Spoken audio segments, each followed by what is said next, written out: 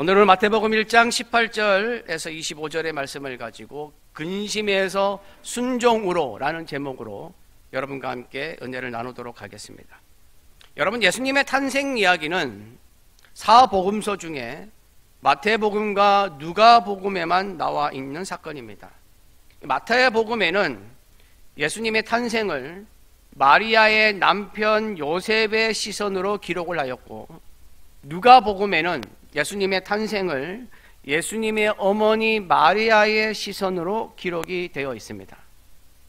그래서 오늘 마태복음에 나오는 예수님의 탄생 이야기를 요셉의 시선으로 한번 바라보고자 합니다. 요셉에게 있어서 예수님 성탄은 근심으로 시작합니다. 오늘 말씀 18절에 보면 마리아가 요셉과 약혼하고 동거하기 전에 잉태하였다고 말씀하고 있습니다. 유대의 율법에서는 약혼을 하면 법적으로 혼인의 효력을 갖게 되고, 약혼 후에 1년이 지나면 남자는 여자를 예식을 통하여 자기 집으로 데려오는데 이것이 결혼입니다. 그런데 약혼한 여자 마리아가 결혼도 하기 전에 아이를 갖게 된 것입니다. 성경에서는 18절에 성령으로 잉태된 것이 나타났더니 라고 말씀하고 있지만, 요셉의 입장에서는 잉태된 것만 알게 된 것입니다. 이 사실을 알게 된 요셉의 마음은 절망적이었습니다. 다른 남자의 아이를 가졌다는 배신감은 말로 표현할 수가 없었습니다. 게다가 신명기 22장 23절 24절 말씀에 보면, 여자가 남자와 약혼한 후에 다른 남자와 동침을 하면 간음입니다. 간음은 돌로 쳐 죽이라고 되어 있습니다. 약혼한 마리아가 아이를 가졌고 어느 남자랑 눈이 맞아서 그랬는지 요셉의 마음은 좌절 그 자체였습니다. 그러나 더 힘든 사람은 마리아였습니다. 마리아는 자기가 한 것도 아무것도 없는데 잉태가 된 것입니다. 누구한테 뭐라고 말할 수도 없었습니다.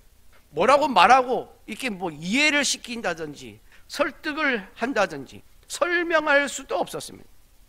우리나라 속담에 처녀가 아이를 낳아도 할 말이 있다는 속담이 있지 않습니까? 그런데 마리아는 뭐라고 말을 해도 변명받게 되지 않는 상황이었습니다. 그리고 처벌받아야 하는 상황입니다. 남편 요셉도 말할 수 없는 근심이 있었지만 마리아는 자신이 무슨 말을 해도 믿지 않을 테니 더 당황스러운 일이었습니다. 상황이 이렇게 되자 남편 요셉은 온갖 생각을 다 합니다. 그리고 어떻게 해야 할지 밤새 잠도 못 잤을 것입니다. 밤새 뒤척거리면서 생각하고 또 생각하고, 괘씸했다가 괴로워했다가 분노했다가, 요셉의 마음은 말이 아니었습니다. 그래도 요셉은 19절에 말씀하는 것처럼 의로운 사람이었습니다. 공의롭고 강직하고 하나님의 율법을 잘 지키는 사람, 하나님의 명령을 따라 사는 사람이었습니다. 이 요셉은 마리아가 임신한 게 사실이라면 율법에 의하면 마리아를 돌로 쳐 죽여야 하는 상황이지만, 마리아를 용서하는 마음으로 그냥 조용히 파혼하고 이혼 증서를 써주고, 누군지는 모르지만 임신시킨 사람과 결혼해서 잘 살아라 라고 하면서 보내려고 했습니다. 19절에 보면 가만히 끊고자 하였다라고 되어 있습니다. 그러나 요셉의 이런 마음도 사실은 율법을 어기는 일이었습니다. 그러니까 요셉은 이렇게 할 수도 없고 저렇게 할 수도 없는 난처한 상황이었습니다. 걱정하고 근심하다가 별의별 생각을 다 하다가 그 생각에 지쳐 요셉이 잠이 들었습니다. 그때 주의 사자가 요셉의 꿈에 나타납니다. 20절입니다. 제가 봉독하겠습니다. 이 일을 생각할 때에 주의 사자가 현몽하여 이르되, 다윗의 자손 요셉아, 내 아내 마리아 데려오기를 무서워하지 말라. 그에게 잉태된 자는 성령으로 된 것이라. 요셉은 꿈을 꾸었지만 이렇게 생각했을지도 모릅니다. 또 이건 또 무슨 말이야? 이제는 내가 별 꿈을 딱 꾸는구나. 내가 무슨 죄를 지었기에 꿈에서도 이런 이상하고 속상한 일이 벌어지는가? 그냥 파혼하고 조용히 보내려고 했는데 데려오기를 무서워하지 말라. 사람들이 알게 되면 돌로 쳐 죽여야 하는데 그냥 데려오면 율법을 어기는 일인데, 이런 생각을 하는 가운데 연이어 음성이 들립니다. 그에게 잉태된 자는 성령으로 된 것이라. 마리아의 잉태는 불결한 잉태가 아니었습니다. 부정한 행동으로 된 것이 아니었습니다.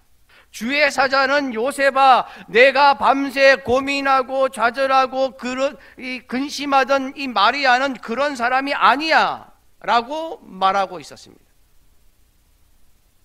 마리아는 하나님이 사용하신 거룩한 사람이었습니다. 마리아의 잉태는 성령께서 하신 거룩한 잉태였습니다. 주의 사자는 요셉에게 마리아에 대한 오해를 설명하고 있었습니다. 그리고 성령으로 잉태된 아들에 대하여 말씀하십니다. 함께 봉독하겠습니다. 21절에서 23절 말씀입니다. 아들을 낳으리니 이름을 예수라 하라. 이는 그가 자기 백성을 그들의 죄에서 구원할 자이심이라 하니라. 이 모든 일이 된 것은 주께서 선지자로 하신 말씀을 이루려 하심이니, 이르시되 보라, 처녀가 잉태하여 아들을 낳을 것이요 그의 이름은 임마누엘이라 하리라 하셨으니, 이를 번역한즉 하나님이 우리와 함께 계시다 함이라.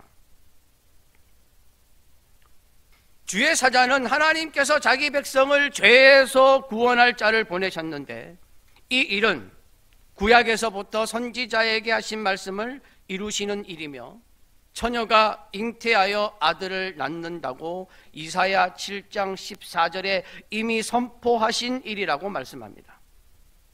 처녀 마리아가 아이를 잉태한 일은 하나님이 우리와 함께 하시는 사건이었으며, 이 거룩한 일이 마리아에게 일어난 것이라고 말씀합니다. 그래서 성경은 18절에 마리아를 예수님의 어머니라고 표현을 하지만 요셉을 예수님의 아버지라고는 표현하지 않습니다. 마태복음 1장 16절에도 19절에도 요셉을 마리아의 남편이라고 되어 있지 예수님의 아버지라고 표현하지는 않습니다. 왜냐하면 예수님은 성령으로 잉태되었기 때문입니다. 요셉의 씨가 아니기 때문입니다. 마리아가 예수님을 임신하였기에 예수님의 어머니는 되지만 성령으로 잉태되었기 때문에 요셉이 아버지는 아닙니다. 마리아의 남편인 것입니다. 성경은 예수님이 성령으로 잉태되었다는 것을 정확하게 하기 위해서 마리아는 예수님의 어머니, 요셉은 마리아의 남편이라고 표현하고 있는 것입니다. 잠에서 깨어난 요셉은 꿈에서 만난 주의 사자의 말씀을 믿고 그 일을 이루기 위해 마리아를 아내로 데려오고 아들을 낳기까지 동침하지 말라는 말씀에 순종하며 그대로 행합니다. 여러분, 요셉의 결혼은 근심으로 시작했습니다. 아니, 더 정확하게 말하면 좌절과 절망으로 시작했습니다. 요셉의 인생에서 가장 기쁘고 즐겁고 축복을 받아야 하는 약혼과 결혼이 요셉에게는 좌절과 절망과 근심으로 치닫고 있었습니다. 그러나 파행으로 가고 있다는 생각은 인간의 생각이었습니다. 요셉의 약혼은 파행이 아니라 거룩한 일에 쓰임받는 거룩한 예식이었습니다.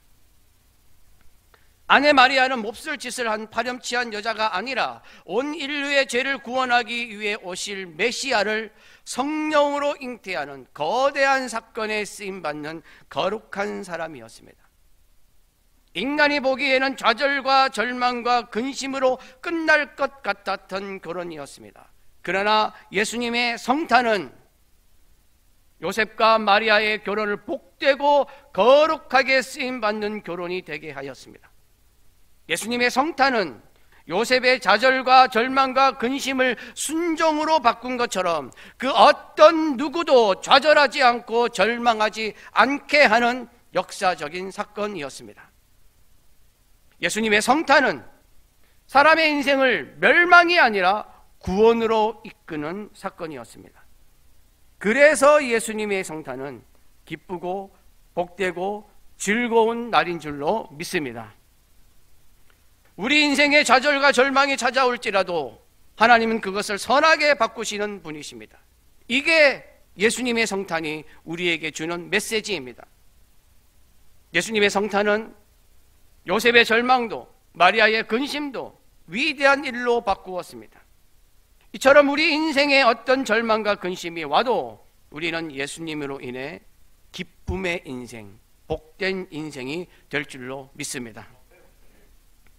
우리는 우리와 함께 하셔서 우리의 인생을 바꾸시려고 오신 예수님의 성탄을 기쁨으로 맞이하고 한없는 찬송과 영광을 예수님께 돌려야 할 줄 믿습니다.